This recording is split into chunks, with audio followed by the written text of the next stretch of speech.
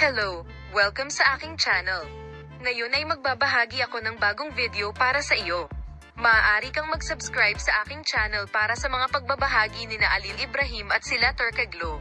Tulad ng aking video, suportahan kami at ibahagi ang iyong mga saloobin sa amin sa seksyon ng komento. Kilala sa kanyang mga kahangahangang pagganap sa big screen, ang mahuhusay na aktres ng Turkey na si Sila Turkaglo ay nagpahayag kamakailan ng kanyang damdamin para sa kanyang co-star na si Halil Ibrahim Ceyhan at nagpahayag ng pananaw sa kanyang mga damdamin na parehong nakakagulat at nagpapakilos sa kanyang mga tagahanga.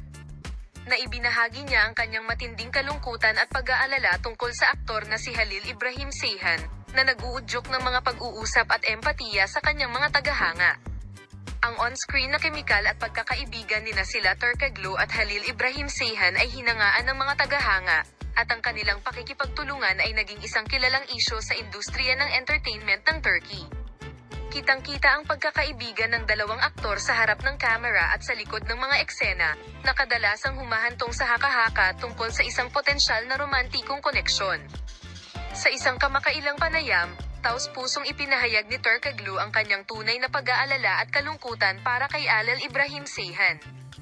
Nang hindi nagsasaad ng mga detalye, sinabi ni Halil Ibrahim kay Ceyhan na ang mga kondisyon ng kanyang nayon ay may malaking epekto sa kanyang buhay, na naging dahilan upang hilingin niya ang pinakamahusay para sa kanyang sarili sa mahirap na panahong ito.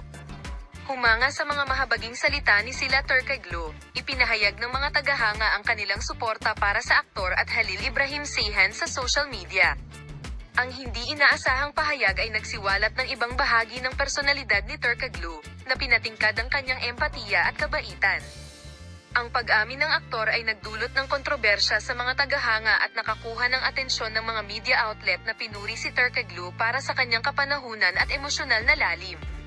Ang kanyang tunay na interes sa kanyang co-star ay nakakuha ng atensyon ng marami at ipinakita ang bono na maaaring umunlad sa kanyang mga kasamahan sa entertainment. Yan lang sa amin sa ngayon. Paalam!